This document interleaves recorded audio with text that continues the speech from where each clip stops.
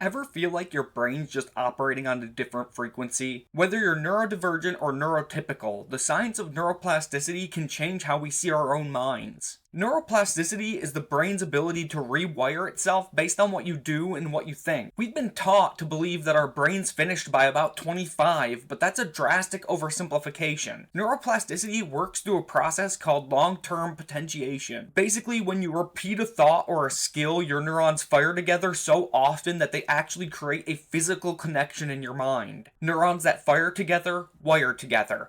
And here's why that's a game changer. Our brains are constantly balancing bottom up and top down processing. Bottom up is the raw data, the sights, the sounds, and the sensations climbing up from your senses to your conscious mind. And for some of us, like with my autism and schizoaffective disorder, that data gets garbled up before it ever reaches the top. But even for a neurotypical brain, stress and fatigue can make the bottom up data feel completely overwhelming. That's where top down filters come in. The prefrontal cortex uses logic, expectations, and known facts from the top to tell the rest of the brain how to interpret the world. It's the voice that says, hey, that shadow isn't a person, or that loud noise is probably just the wind. By leaning into deep interests or complex learning, we're using that long-term potentiation to beef up the top-down override. We're basically giving our brains the processing power to filter out the bottom-up errors and stay grounded. As someone with a schizospectrum disorder, it doesn't as much fix my mind as optimize the hardware that I already have. Our brains are way more malleable than we've been led to believe. Want more bastardized neuroscience through the neurodivergent lens? Smash that subscribe button,